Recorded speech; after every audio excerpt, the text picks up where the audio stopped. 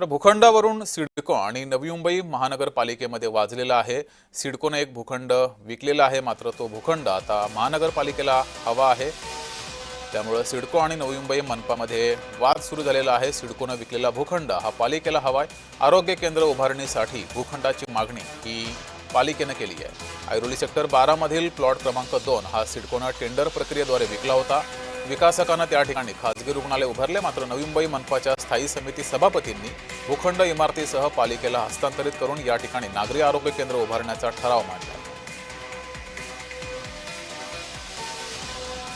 Legal process करून हे घेतलं, म्हणजे प्लॉट घेतला, त्याचे पैसे वगैरे सगळे दिले।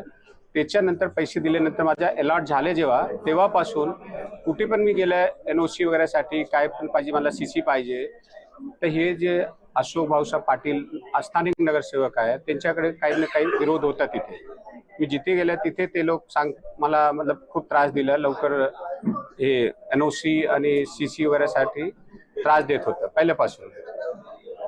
पण मी लीगल जे काही होतं त्याच्याप्रमाणे करून नंतर मला CC भेटलं।